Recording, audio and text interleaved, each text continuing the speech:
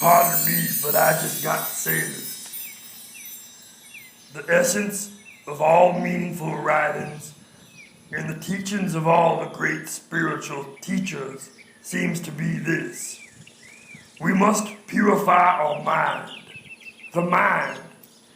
Everybody knows the importance of cleaning the body with soap and water, but the performer of all the actions we do, the one that experiences joy and sorrow, is the mind. This is why we must detach our mind from the materials of the world. However, after detaching the mind from the world, you cannot keep it in a state of pending. When you take the mind away from the world, it will ask, where should I go? I cannot remain one moment without moving around. If I cannot roam in the world, where can I go? The mind will not stand still.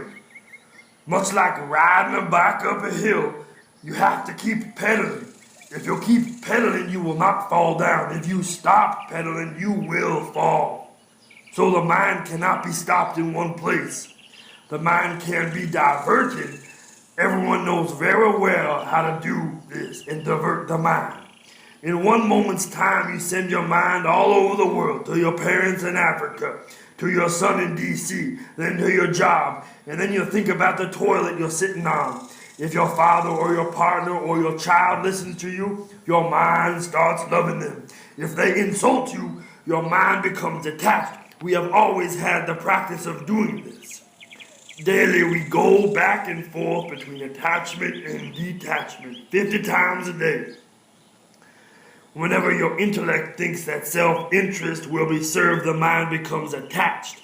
And whenever the intellect thinks that the self-interest will be destroyed, the mind becomes detached. So the mind must be removed from the world. We had attached the mind to the world thinking there was happiness there. However, no amount of ice cream or money will provide genuine happiness. True happiness is eternal, not like pleasure, which is temporary. Eternal happiness is in love. Love is bliss. Love is infinite. Once happiness is found, it will never end. Nothing in the world can stop true happiness. Our mind is the only obstacle from attaining true happiness. Desire is the form of that obstacle. Desire spoils everything. When something obstructs our attaining any desire, we become angry.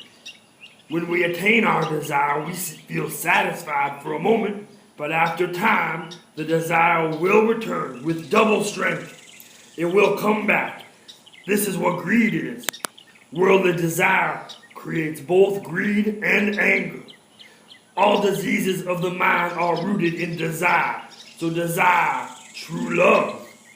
When we desire love, it will melt our heart, and the tears that result will purify our minds. This effect will keep on increasing, and a hint of bliss will come into our heart. Just a hint will be enough for us to renounce worldly pleasure altogether. Then we will desire more love, and our minds will purify even more. This system will bring love to you, and the bliss we experience will continuously grow, since love is unlimited, ever increasing, and never ending. In this way, we can see suffering as a gift. If we can be still in love while experiencing pain and suffering, we have truly achieved something. Anyone can feel good eating ice cream, watching movies, spending money, having sex, but who can lose everything and remain at peace and feel true happiness? We will eventually lose everything. How are you preparing yourself for this? Don't be afraid. Stay calm. Don't be angry at yourself. Sure, you have to keep on living and experiencing the world, but detach yourself from it. Just look at what's going on without judgment and without taking sides. I see there is so much suffering. Just detach yourself from it. But I see there is so much pleasure. Let me have it. Just detach yourself from it. Look around. Maybe 1 out of every 10 people is miserable. And they might even know the way out of their misery, but they are stubborn and helpless. Let's say you told them how to solve their problems. They might treat your words like snake bites and revolt against you. So why even get involved? If you can help and remain detached, go ahead, help. However, if you try to help but are attached to the outcome, you run the risk of creating more tension within your mind. You might say, well, I tried to help them and they just barked at me back. How horrible are they? Oh my God. Now you're worse off than you were before.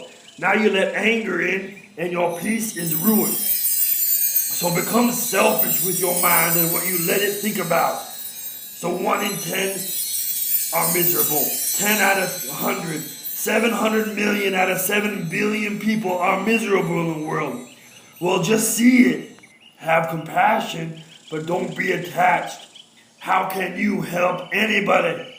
I feel like a clown even saying this because the 10 or 15 people that listen to this will disregard this or ask, who is this jerk? And they'll just keep on falling for the world. Well, just fall in love. You can do it.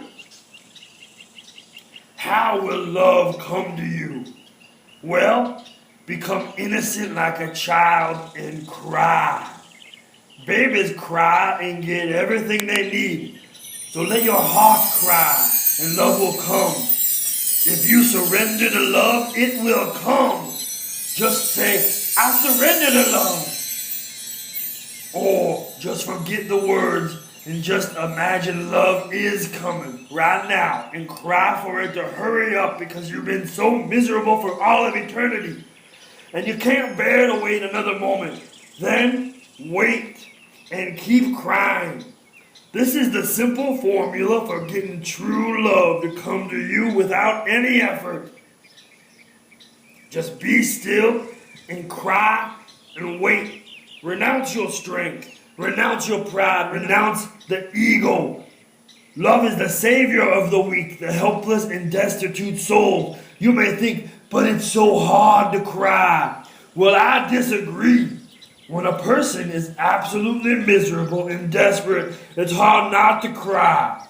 It's the first tool we use when we're born, and it's the last tool we have. Have you ever wondered why babies cry when they're born? Because this world is absolutely miserable. Show anything that you think is beautiful to a baby immediately after it comes out of the womb. Just show it to it. And it won't care or even notice. The baby will just cry and cry. Until now, that baby has been completely taken care of.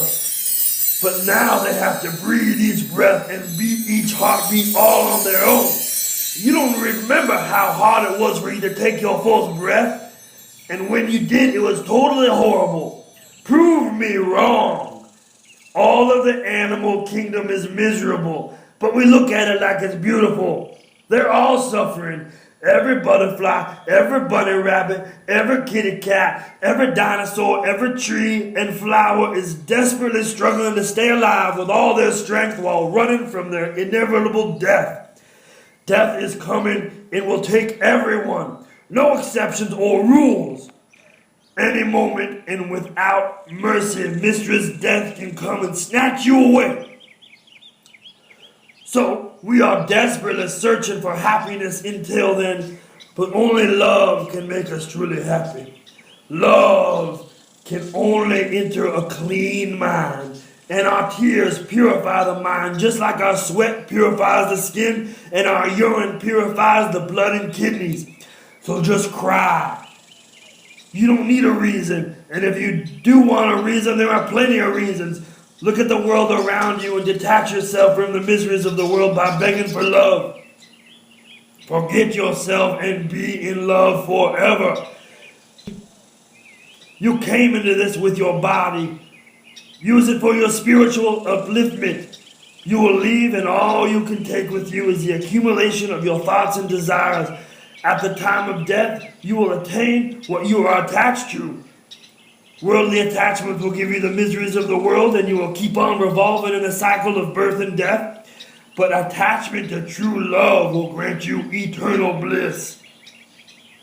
And you will go with love. Love is beyond the world and is the origin of everything. It is indescribable, but it can be experienced. What a glorious opportunity we have to make the effort and to realize